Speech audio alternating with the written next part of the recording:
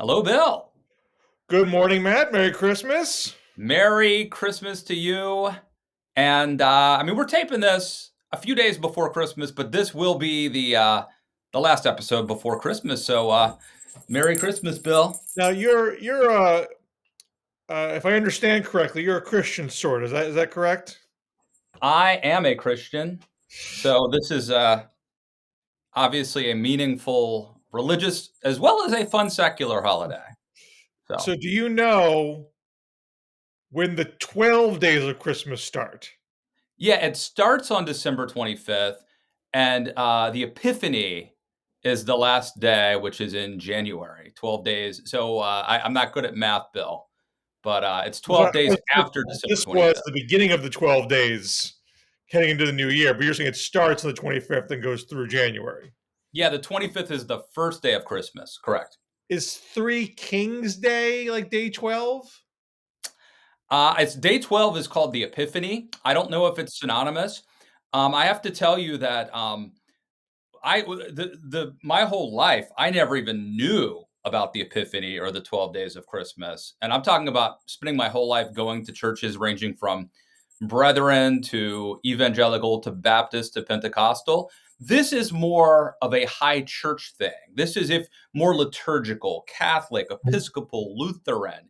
That's where you get into this stuff. And so, like, literally my whole life, I didn't even know about this until I moved to DC, probably. So you don't do anything. The Lewis family does not do anything for the Epiphany.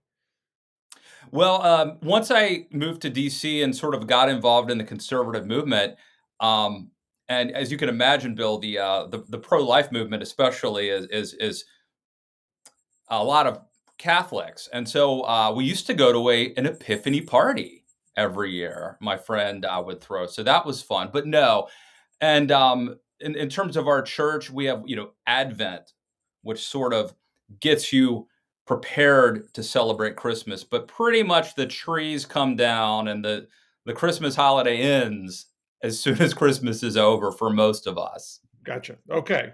And But so what? it is interesting, and frankly, I'll just tell you personally, Bill. I've I used to have this thing where you build Christmas Day up to be this big day, and then there's sort of no matter what, it would be a little anticlimactic and depressing when it was over. And even if you got the toy you wanted, Bill. And so I have really tried to see Christmas season as kind of going from basically the day after Thanksgiving to the Epiphany.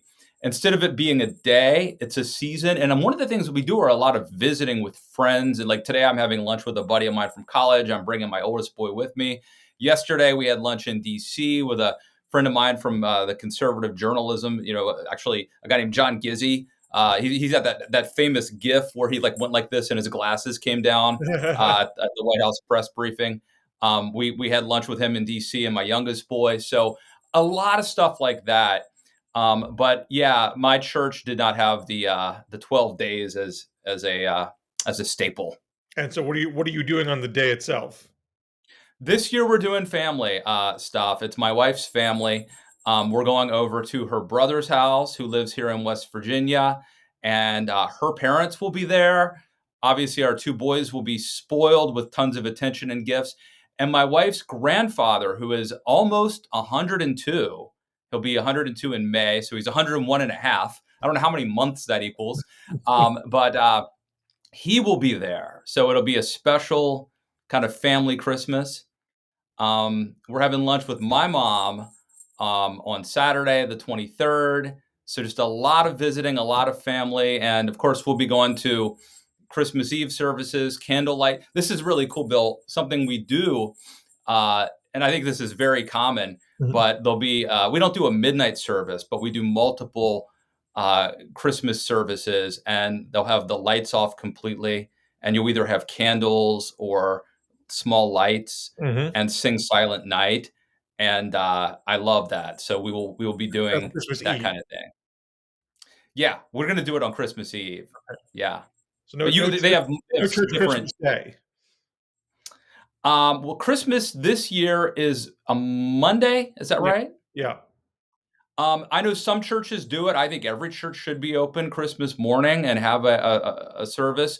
But because it falls on a Sunday, we'll be going on Christmas Eve this year. Okay, but you have gone Christmas Day.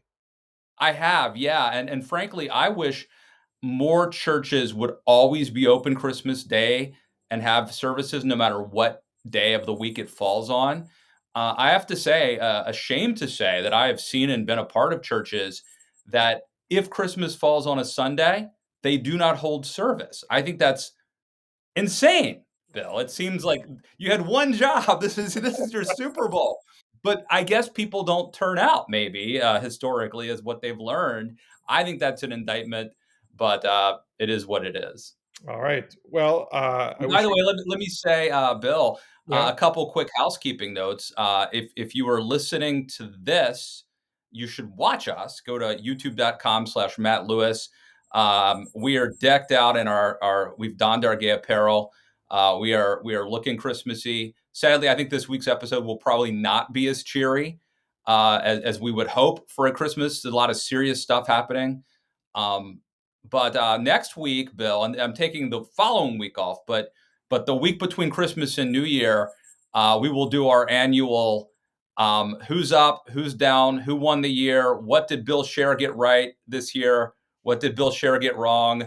Obviously, I got everything right. Who are the winners and losers, villains of the year? I don't know. We'll come up with some categories for our rundown. And I do apologize, Bill, for those who listen to the podcast. I think I take ownership of this. The first editing error, maybe in the history of the DMZ, where we at least initially posted only half of last week's DMZ audio. So my apologies for that.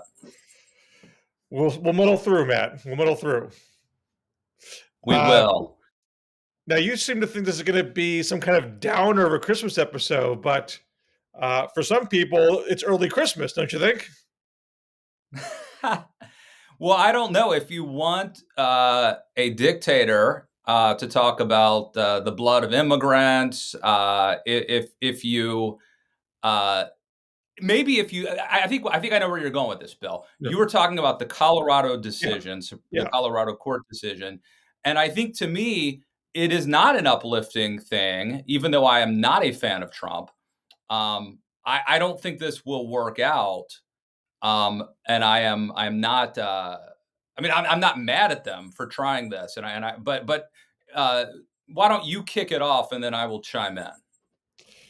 Well, so the Colorado Supreme Court has said Trump is disqualified from the Republican primary ballot because he engaged in insurrection and therefore is in violation of the eligibility standard to hold public office under the 14th Amendment, which, as I'm sure you know, Matt, came about after the Civil War. It's a way to uh, certainly motivated by the prospect of Confederates who uh, were treasonous to America, them getting back into public office. So this will almost surely get adjudicated by the Supreme Court. And there's the question about the efficacy of trying to defeat Trump this way. Should we do this sort of constitutional shortcut, or should it be defeated at the polls? And so you're seeing the Republican candidates take the latter argument. This should be decided by the people. Uh, and I'm just curious where you shake out on that. Yeah. Well, I feel like I've talked a lot in the first 10 minutes of this episode, unfortunately, I have a lot to say. So why don't let me start, and then you just interrupt me, and we can go back and forth because I have a lot of thoughts about this. So first, just sort of legally, obviously, I'm not a lawyer, certainly not a constitutional expert, and not a lawyer. Neither are you. But having listened to people who are and trying to discern, I just think it's not clear whether this passes constitutional muster or not. I think you can make a plausible case that Trump was engaged in an insurrection and a rebellion, and that this amendment applies to a president, and therefore a state like Colorado has the right to decide that he is not eligible. I think that is a plausible thing to do, putting aside whether it's prudent. Um, my guess is that this goes to the Supreme Court, and the court will decide that a state cannot do this.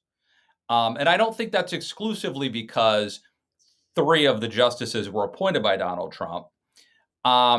In baseball, a tie goes to the runner. I think a tie will go to the runner here, the person running for president. I think the court will be loath to insert itself and to say that someone who is nominated by one of the two major political parties cannot appear on the ballot. So, um, my guess is, and we'll just start there, Bill. My guess is that this is like an exercise in futility. What say you? Well, I agree that I don't think the Supreme Court's going to side with. I don't believe the U.S. Supreme Court's going to side with the Colorado Supreme Court. Uh, uh, I mean, the base what this comes down to is, can Trump be determined ineligible? And just to make clear, this is the language of the section we're talking about here. No person shall be a senator or representative in Congress or elector of president and vice president or hold any office, civil or military, under the United States or under any state who have previously taken an oath as a member of Congress or as an officer of the United States or as a member of any state legislature or as an executive or judicial officer of any state to support the Constitution of the United States shall have engaged in insurrection or rebellion against the same or given aid or cover to the enemies thereof, but Congress may by vote of 2/3 of each house remove such disability. So there are a couple of questions here constitutionally. Does this apply to the president? It spells out senator, representative, elector. It doesn't say president, so does it not apply to that level? Or does the hold any office, civil or military, under the United States, does that encompass the presidency? There's that question. And then there's the question of when you're determining shall have engaged in insurrection or given aid and comfort, can these courts assert that? Can they adjudicate it themselves? Or does the person in question have to be previously convicted in a separate trial before you get to the question of qualification? So those are the two main constitutional questions here. And if I had to guess, not really, obviously we can't be mind readers. I think at minimum, the U.S. Supreme Court will say you can't make this determination without a previous conviction. That's my guess. Yeah, and I wouldn't be surprised I think if that was 9-0 decision, not a 5-4 decision.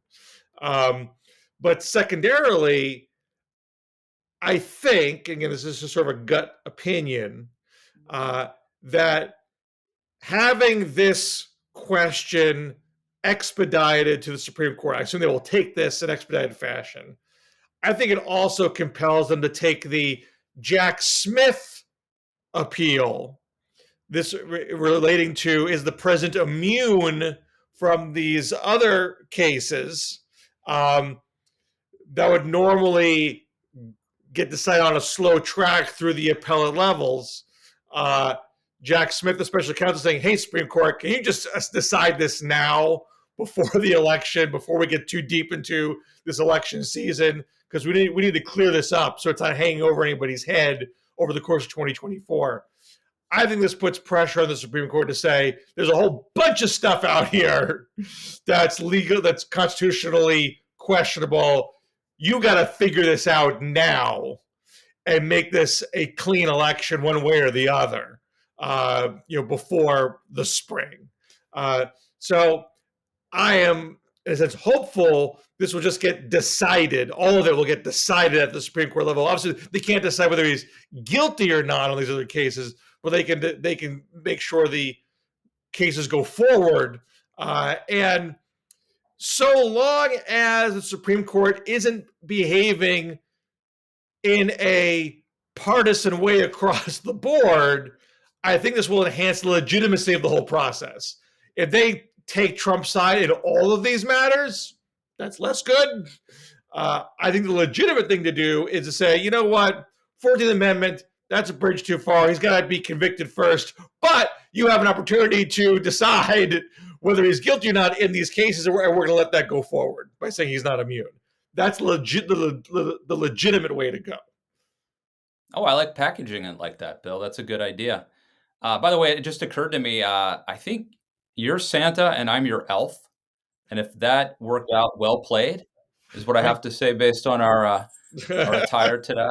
Did not see that coming. You have the better Yeah, no, sweat. I think we're agreed in the sense that, you know, look, I think again, it's plausible to say that this amendment would bar Trump from appearing on a ballot. Um, but I don't think it's obvious or clear enough to justify doing what this would entail. This is a big deal. Um, Now, I have to say, I'm a little bit perturbed by what I'm seeing on Twitter from some fairly prominent people who are saying, you think Trump's a threat to democracy? Look at what Democrats are doing.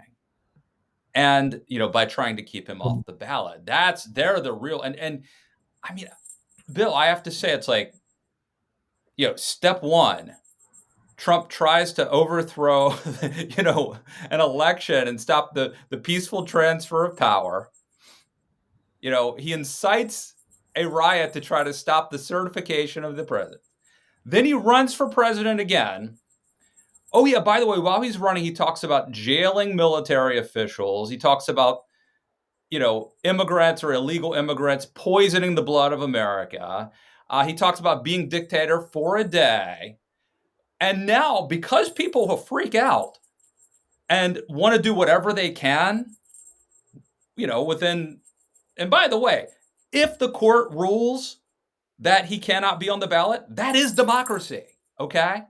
I mean, I know uh, it's not democracy. We don't have a democracy in the sense of, one man, everyone gets to vote on everything. We have a republic. But my point is, if the rule of law is upheld and the courts determine that he actually is not eligible according to the Constitution, that's the system working. Now, I don't think it's going to work out that way. But my point is, I'm just outraged by these people who are saying, oh, yeah, it's the Democrats. They're the ones who are being undemocratic here. It's like, well, can you blame people for being a little freaked out based on, I don't think you have to be conspiratorial or paranoid to look at like the events that have transpired and conclude like, maybe we should try to stop this guy from becoming president again. Well, let me just take your argument one step farther, because the beauty of the American constitutional system, which is not pure direct democracy, but loaded with checks and balances and counter-majoritarian aspects, is that it is extremely difficult to exercise power in a wholly partisan way, especially on these really big questions. Because we have a Supreme Court that cannot be instantaneously supplanted by one party that wins one election. It almost always has people on it who have been appointed by people from both parties. And it's a bit of a lagging indicator, politically speaking. So you tend to have people in there because of the lifetime appointment. You tend to have people in there who are appointed by people who won past elections, not won the current election. And so the only way Trump's going to be not just found eligible in this one particular case, but almost any conviction is going to get appealed up to the Supreme Court. So it's only going to be affirmed by, essentially a bipartisan judicial system. There's no way Trump gets put in jail or thrown off the ballot without some Republican justices agreeing. I mean, at best, if it's a 5-4, you could have 3 Democratic and 2 Republican justices, but you got to have at least those 2. Otherwise, it's not going to happen. So that outcome would be not just constitutionally legitimate by the processes laid out and on the piece of paper, but politically legitimate. It would have to be agreed upon by a broad swath of ideological individuals. Now, of course, I'm not saying that's going to be accepted by the super duper diehards because they're going to see conspiracy Yeah. and deep state They would say wherever they go. the establishment and the deep state were out to get him. But Bill, the one flaw with what you just said is, and I agree, it's true as it pertains to Trump, but technically speaking, you could pack the court. Trump could get elected president, and then he could nominate 100 justices. Now, would they be confirmed? If they have the vacancy. That's. But I think um, we need to specify that it is 9. That this is one of the things that needs to be ruled on or determined. I guess it would take a constitutional amendment. I don't know, but there needs to be a set number of justices. It doesn't have to be 9, but there needs to be a number because one could that I think that is a vulnerability that has been exposed during this era. Well, okay, you only can pack the court by you can add justices by law. As it stands, that's going to require having a supermajority in the Senate, which is what it would need to be bipartisan. Now, the hack that some Democrats wanted to do was to abolish the filibuster and pack the courts on a straight line, on a straight majority, simple majority. And Biden never embraced that. He set up a commission to review judicial reform. They didn't propose that. And an attempt to suspend the filibuster on a narrower basis for voting rights legislation that was blocked by Sinema and Manchin and the Republicans.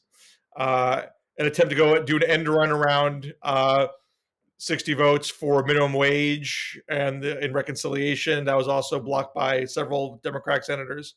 So all these things would have been short of packing the court, but it's if they had broken that seal, they would have established a precedent that could have been exploited by someone else down the line. So the point I'm trying to make is, even though there was a push for this by a good number of Democrats, they didn't do it.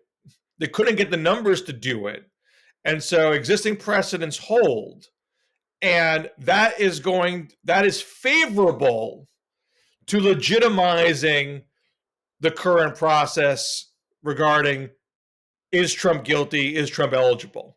If we didn't do that, if Democrats had gone over the cliff here and packed the court, then nothing that would have happened regarding Trump legally would have been seen as legitimate by half the country.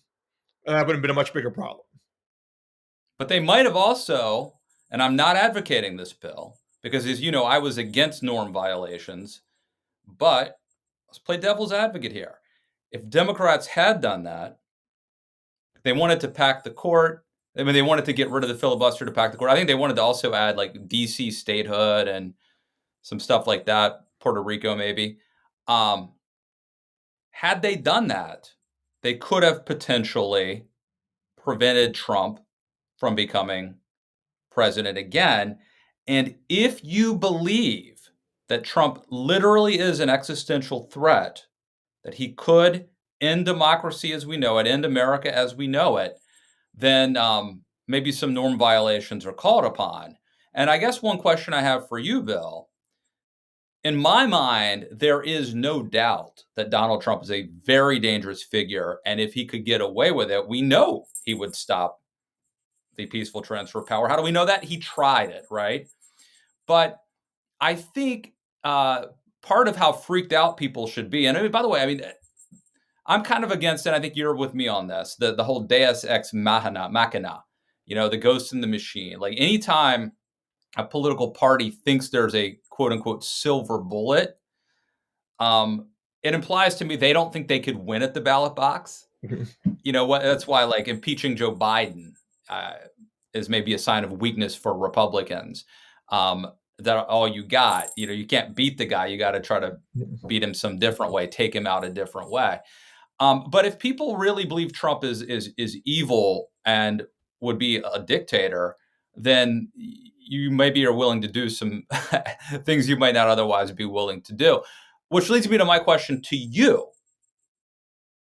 How serious of a threat do you think he is? Or do you believe that the country is so resilient and the checks and balances are so strong that even Trump, with a second term where the velociraptors can work the doorknobs, could not overturn it? Well, I do think the Constitution is resilient.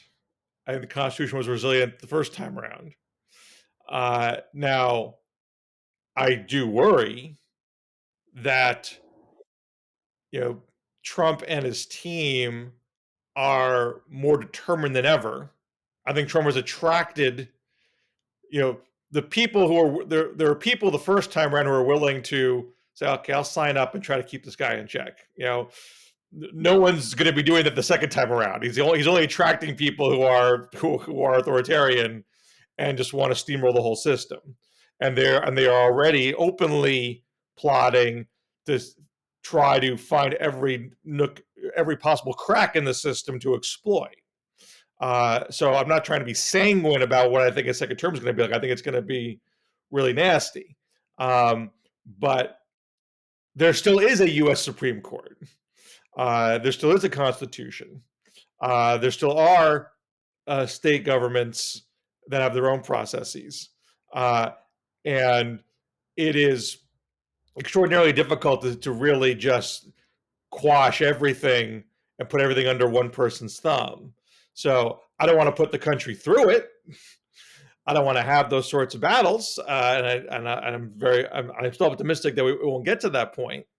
But to go back to, I mean, if Trump wasn't doing so well in so many of the polls, I don't think there would also be this freak out. I mean, there's a freak out. Sure. There's a freak out because he's saying increasingly crazy, dangerous things, and he's winning. I mean, it depends what polls you look at, but he's a real threat to win. It's a legitimate threat that he could win fair and square this time. But let me say two separate things. One is it would not. I mean, this goes back to the debates from the beginning about when Trump first became president, and Democrats got very attracted to norm busting and norm violations, thinking, well, these Republicans have already violated all these norms, and so we're tying one hand behind our back if we try to be goody about this stuff. We got to stretch the rules and bend things in our favor to save us from fascism. And I think that's a race to the bottom that erodes the things that keep democracy sustainable. I mean, democracies sustain when everybody believes they have a voice in the system, whether or not they win a particular election. If a large portion of the country thinks I lost this election, therefore I have no power and no voice, and the only way I get power is by extra constitutional means, then societies break down. So it's not long-term thinking to do things like abolish filibusters and break rules to change rules because that path lies madness. And we didn't do it. And we have maintained stability so far. So that's number one. And number two, I certainly understand people being anxious at the way the polls are going, but there's a logical reaction. All this awful stuff has happened with Trump. All these indictments have happened. He said these awful things. Why don't the polls reflect that? Does it mean that 49% of the country, likes what Trump is saying and wants to bring fascism to this country, and therefore the only way out is to get him off the ballot. Uh, I don't think that's an accurate interpretation of the current poll data. We're still in a place where the election is seen as a referendum on the incumbent. And people are frustrated with the incumbent either because of inflation hangover or they don't like his policies with Israel and Gaza, more true for younger folks. Uh, and there's a squeamishness about the way Biden publicly ages, is his halting way of speaking that reflects his age. All those things are not helping him in the current poll data. But we're not in a moment where people are really focused on the binary choice. I see anecdotally in some of the articles that follow up with people after these polls, and they get pushed and they'll say, yeah, maybe I'm going to vote for Biden at the end of the day, but I'm mad about this or that. um, uh, swing voters exist. If there are no swing voters, the polls would be a flat line all the way through. There have been lead changes in the poll averages all year. The range of results is pretty minimal. It's not fluctuating wildly, but and Trump is at a high point. I think his average lead now is like 2 and change at this So it point. sounds like you're fairly optimistic that Biden will pull it out in the end and he'll end up winning. One, I That am sounds like one, I'm optimistic.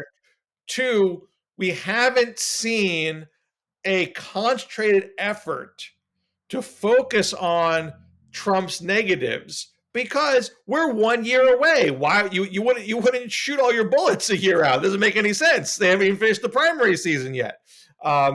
So there was a point when Obama really brought the hammer down to Mitt Romney. It was after the primary was over. It wasn't in December of 2011.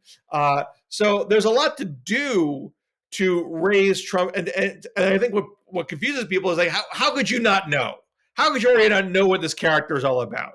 How could anyone's mind not be made up at this point? But the fact is, there are people's minds aren't made up at this point because what they focus on shifts depending on events, and that shift is going. Well, there are a lot of now in November, and there are a lot of Americans, Bill.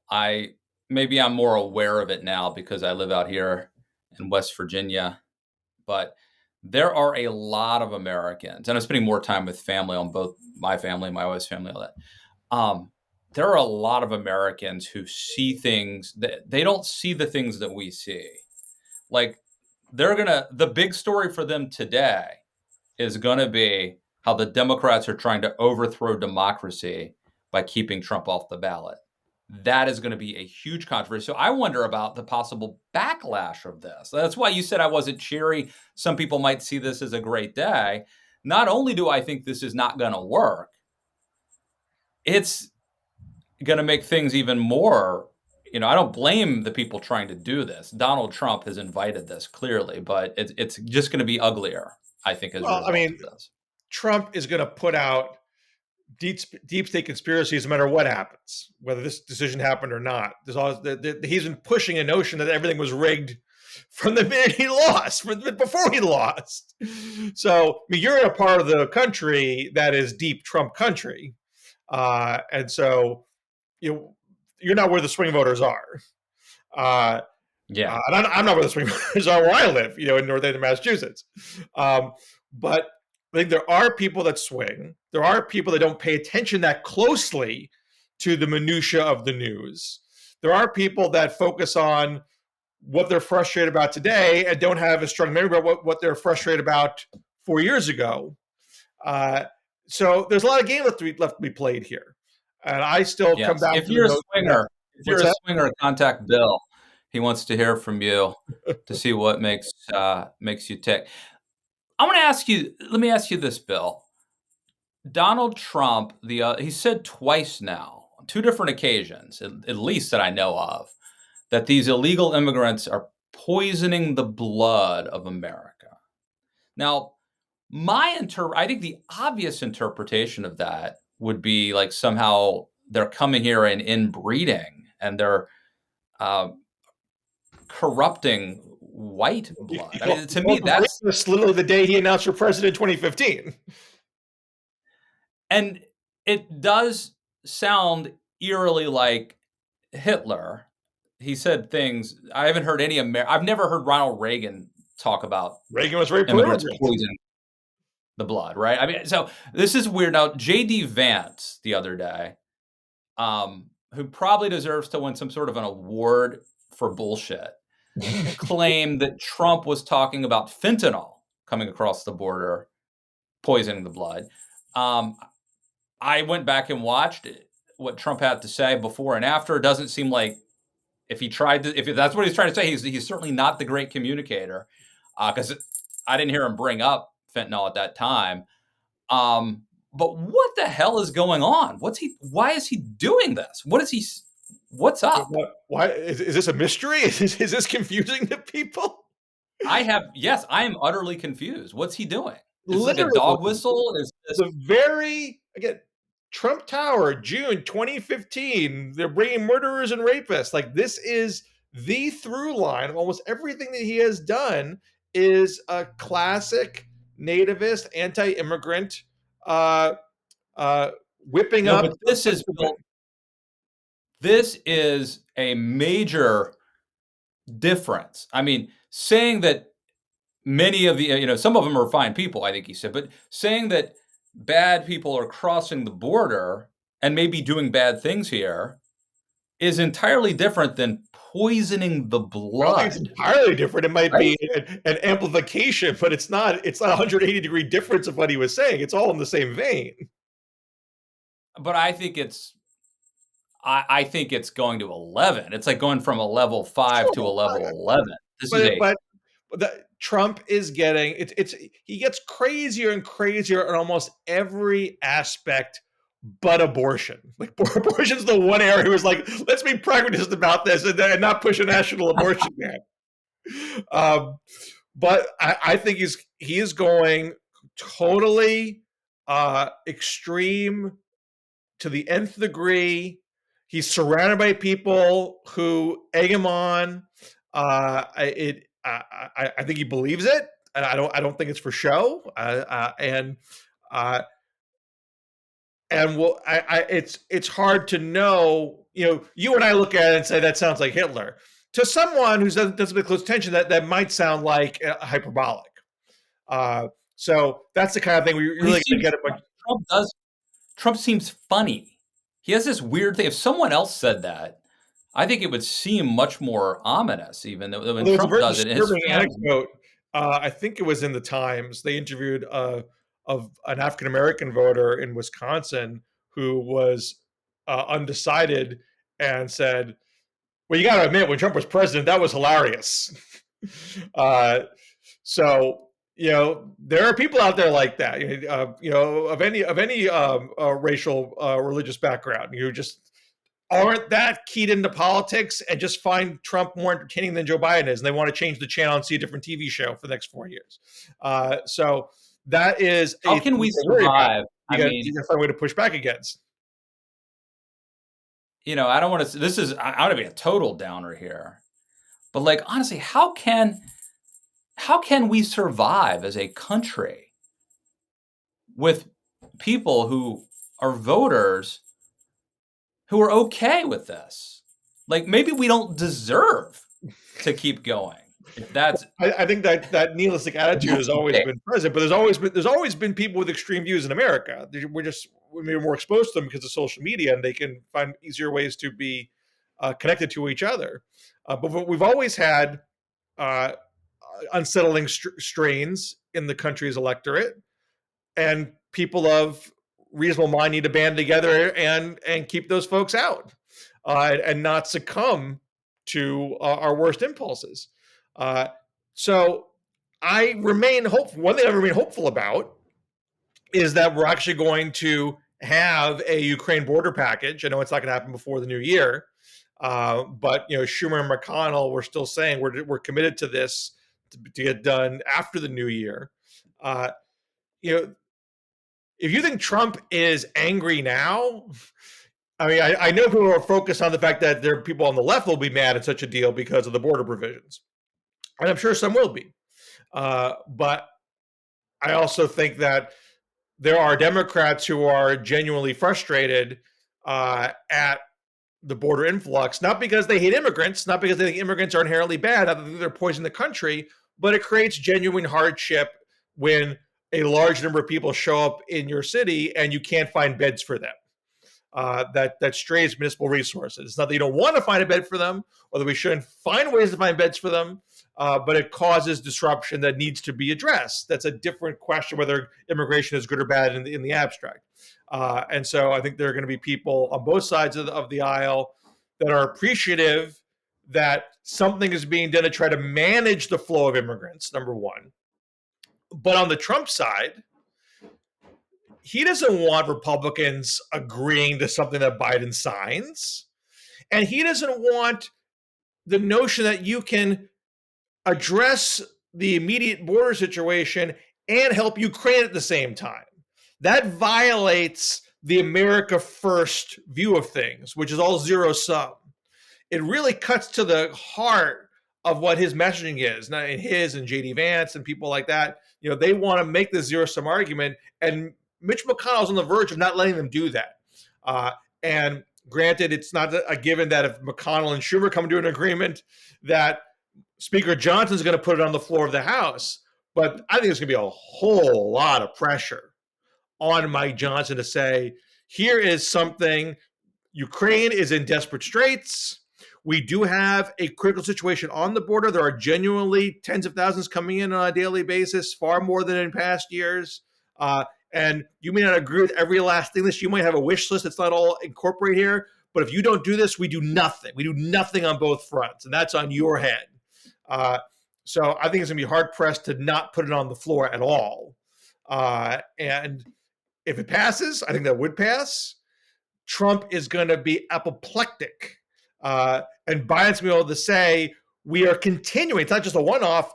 My whole administration has been finding ways to work together on even the toughest issues.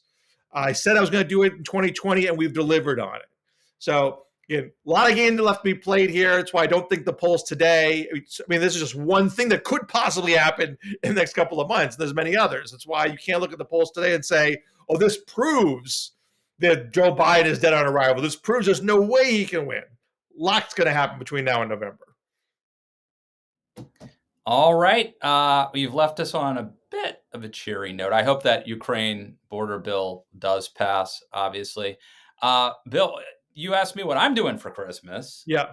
What are the Schers doing? What are you doing this year? Well, we moved into a new house next door from our old house. It's a little bit bigger, and so we're gonna. I mean, we've hosted before, but it's a little easier to host family occasions now. So we'll be hosting. We got some family coming in.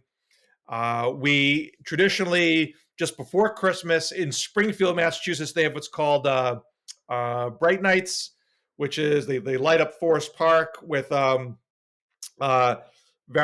sort of like lit characters, like Disney characters and Dr. Seuss characters and other festive scenes. And there's Hanukkah and there's Kwanzaa and all that stuff. And you drive through the park at night. And then we do that, and then we get Vietnamese food because Springfield has the best Vietnamese restaurants in Western Mass. So that is the plan. Very good. I'm going for Thai in Shepherdstown, West Virginia, as soon as, well, shortly after we wrap. In West Virginia. It's better than gas station sushi in Alabama. So you get good Chinese? Bad. Yeah, it's good. You know, I mean, again, where if you go to like I'm going to a college town, okay. So it's a little, you know. So you got you can get Japanese, you can get Thai, you can get Vietnamese. I mean, is anything you're missing? My son, I don't eat sushi, but my son is going to get sushi today. So yeah, all right. Yeah, it's legit, man. Can you get Mexican? Legit. Not great, but you know what? Last week when I was in DC, I stopped by and visited my old haunt, which is Taquero Poblano in Del Rey, which is a neighborhood in Alexandria, Virginia. It used to be my local. It's sort of like Baja style.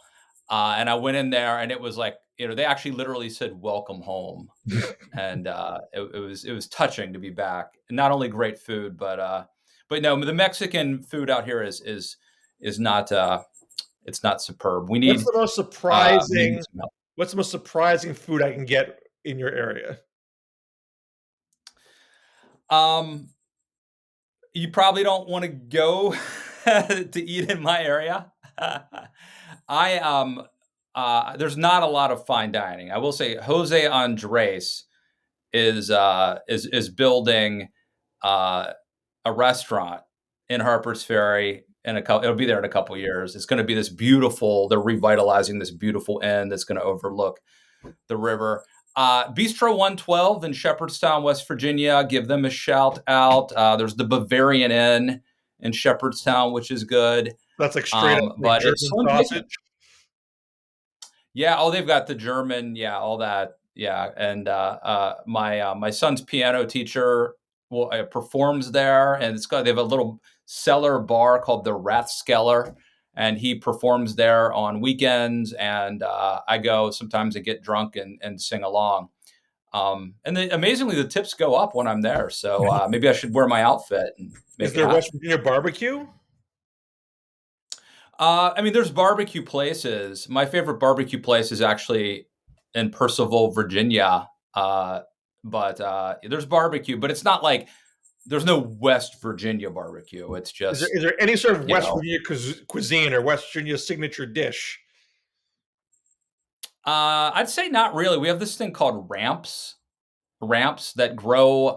It's like a wild Yeah, onion, I think, we that can get ramps grow. out here. uh, and you go out and you forage for ramps, and they're only in season like a few weeks out of the year. Mhm. That's kind of in my area. That would be the one maybe local specialty. So All right. we don't have sugar shacks. That might be you might need to get into some you need a side hustle. Start some West Virginia cuisine restaurant. Define it. Make the cuisine yourself. Uh, no, I like that. And my son is really into Japan. Um, and we're watching this YouTube show called. There's a guy who wrote a book called Abroad in Japan, and right now he's doing a special Journeys Through Japan where he's driving through northern Japan, a lot of snow and stuff up there, and he's documenting every day of the trip. And one of the things that I didn't know, but Japan does really well, is every single city has a specialty, a dish that they're famous for.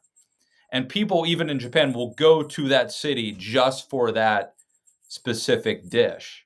And they've branded it, and that's their expertise. And I think that's really cool. No. And so I'm with you. I think we need to own something. I'll tell you where I'm from in Western Maryland, not far from here, Bill.